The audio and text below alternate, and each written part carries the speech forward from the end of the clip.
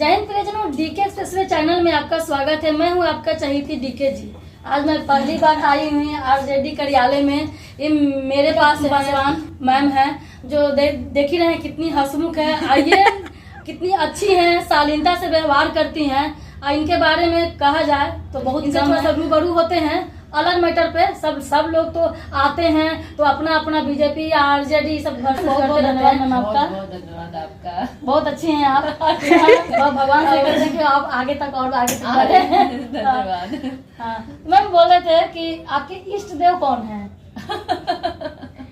पता नहीं, मैं इष्ट देव तो अपने माता पिता को ही मानती हूँ, क्योंकि मुझे लगता है कि कोई भी बच्चा जब छोटा होता है तो सबसे पहले अपनी माँ की गोद और उनकी ही उंगलियों को पकड़ के चलना सीखता है। तो मुझे लगता है कि माँ पापा परिवार फैमिली, ये मुझे लगता है किसी भी बच्चे के लिए देवी देवता और भगवान और इष्ट देवता से ज्यादा बढ़ के नहीं होते, और वहीं से सिखाया जाता है। परिवार से ही बहुत सारी चीजें सिखाई जाती है, समाज के बारे में शिक्षा, मतलब हर जो कहते हैं कदम जो होता है उसी माँ बाप से ही बच्चा जो है आगे जाना। तो मुझे लगता है कि मैं तो मानती हूँ कि इष्ट देवता वही है, और बाकी तो मैं सभी देवताओं को पूछती हूँ अगर सही मायने में कहूँ, और हर धर्म के देवता को पूछती हूँ। सबसे बड़ी बात है, मुझे अच्छा लगता है कि मैं अपने धर्म, जो हिंदू धर्म में जितने त्योहार है उसको तो मनाती हूँ। ईद बकरीद भी मनाती हूँ, और मुझे क्रिसमस भी बहुत अच्छा लगता है। यही तो भारत मैं की गुरुद्वारे में भी जाकर के मत्था टेकना मुझे बहुत पसंद है। यही तो भारत की खूबसूरती है मैम। और तो मुझे लगता है कि मैं जहाँ ऐसे भी कहीं इन जनरल घूमने जाती हूँ तो मैं बहुत इच्छा होती है, मेरी बड़ी रुचि होती है कि वहाँ के जो ट्रेडिशनल है, लोकल ट्रेडिशनल है, मैं वहाँ भी जाकर के घुल मिल करके देखूँ कि क्या होता है। ये मेरा स्वभाव है। देख रहे हैं ना दोस्तों, देखिए कि इनका खूबी देखिए।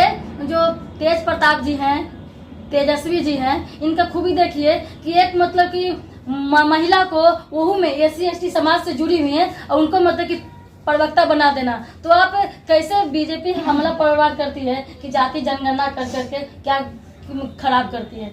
देखिए, बिल्कुल जाति आधारित करना तो होनी चाहिए, ये तो हमारी जरूरत है भाई। आखिर हमारी इतनी सारी ऐसी जातियां हैं जो आज भी मुख्य धारा में नहीं आ पाई हैं। तो मुझे लगता है कि आज जाति आधारित गणना में बिहार में जो हुआ है उससे कम से कम उन जातियों की आर्थिक सामाजिक सारी चीजों की जानकारी आज सरकार के पास है।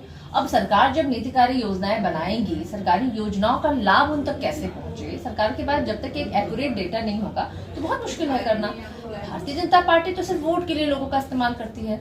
वो तो एक हिंदू है, और हिंदू के पीछे वो तमाम जातियों, हिंदू के नाम पे तो 2 टर्म तो उसने जीत लिया, सिर्फ राम जी के नाम पे जीत लिया, लेकिन आगे क्या करेगी पता नहीं। देखिए, पिछले बार उन्होंने कहा था मंदिर वहीं बनाएंगे, इस बार मंदिर का उद्घाटन वहीं कर रहे हैं। वो एक ही चीज, कुछ तो नया अभी तो हुआ नहीं है। उनके पास नया कुछ है नहीं। सांप्रदायिकता और भारतीय जनता एक दिन भूमि पूजन करेंगे तो जीतेंगे, दूसरा दिन उद्घाटन करेंगे तो जीतेंगे, तो तीसरा दिन प्राण प्रतिष्ठा डालेंगे तो जीतेंगे, तो तीसरा दिन चौथा दिन और कुछ करेंगे तो जीतेंगे। ऐसा नहीं होता, ये तो हिंदू को बेवकूफ बना रहे हैं ना।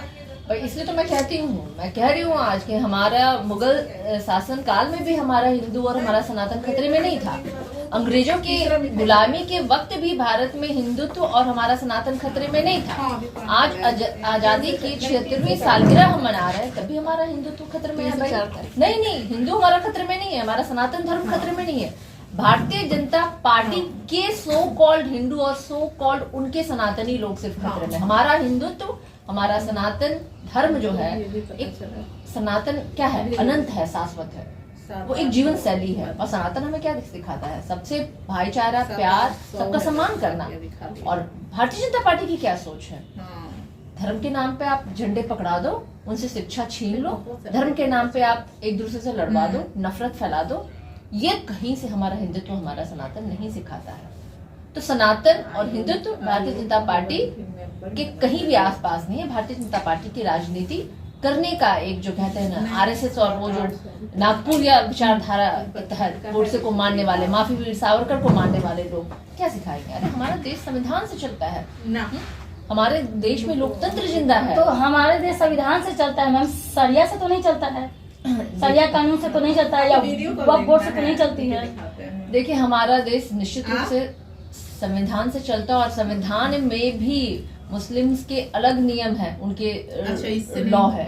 तो आप किसी को छेड़िए मत, हमारा कहने का मतलब मतलब हमारे कि इस देश मधुमक्खी में के छत्ते पर उड़िएगा तो फिर अपने आप, यानी कीचड़ में अगर वो ढेला फेंकिएगा तो कीचड़ अपने पर पड़ेगा। नहीं, इसीलिए आप सिमट करके रखिए। नहीं, इसका मतलब ये है कि हम आपका सम्मान करें और आप हमारा सम्मान करें, और हमारे जो नियम कानून संविधान में दिए गए अधिकार है, संविधान में जो नियम दिए गए हैं, आर्टिकल्स जो हैं, अपने आईपीसी सीआरपीसी जो धाराएं हैं, उन सबको मानते हुए लोकतंत्र व्यवस्था को, धर्मनिरपेक्षता को बनाए रखे। और ये हमारा कहना है, ये नहीं कहना है कि आप डरिए या एक दूसरे को हिंदू और जात और धर्म के नाम पे आप शोषण कीजिए, ये कहीं हमारा कहना नहीं। और हम इसमें विश्वास भी नहीं करते, हमारे ना नेता विश्वास करते हैं।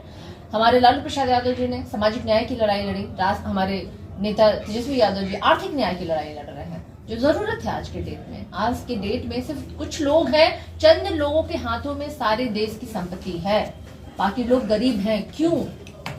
आज के डेट में युवा नेता हैं तेज प्रताप यादव, तेजस्वी जी, ठीक। तो उसके कंपैरिजन में आपको चिराग पासवान भी हैं, तो क्या लगता है देश की बिहार की जनता किसको चूज करेगी? दोनों तो आइडियल ही हैं। देखिए, नेता चिराग पासवान जी की एक मैं राजतंत्र में कहूंगी, क्योंकि मैं स्वर्गीय रामविलास पासवान जी तो है नहीं, बावजूद उसके स्वर्गीय रामविलास पासवान जी ने अपने समाज के लिए सोचा, बहुत किया भी। लेकिन कहीं ना कहीं आप देखिए, स्वर्गीय रामविलास पासवान जी ने क्या कभी अपने परिवार से हट करके, या चिराग पासवान जी की जो पार्टी है, क्या कभी अपने परिवार से हट के उन्होंने किसी दूसरे पासवान को आगे बढ़ने का मौका दिया?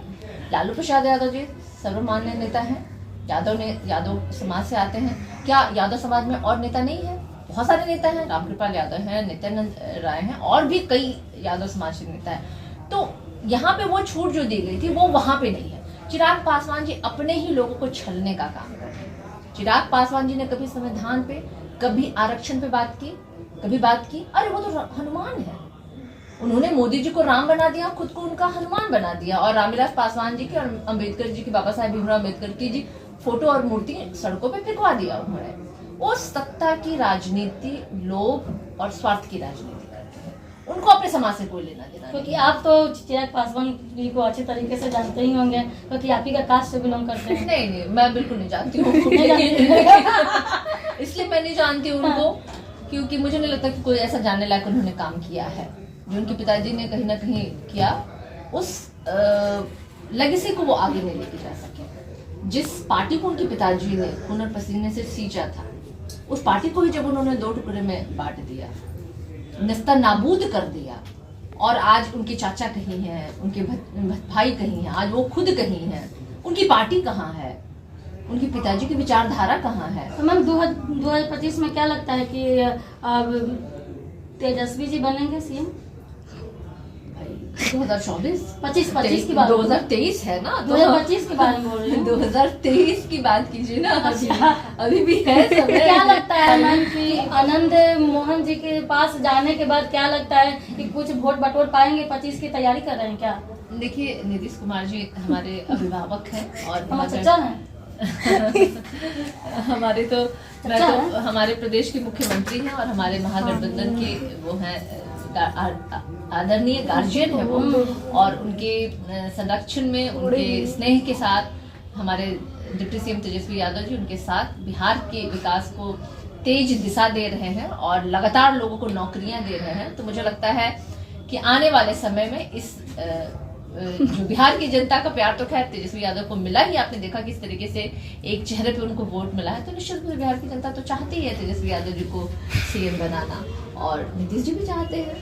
तो वो अब 25 में क्यों जा रही है, मैं तो कह रही हूँ 23 में होगा ये। देखते रहिए डीके एक्सप्रेस पे channel, like share comment subscribe करें, फेसबुक पे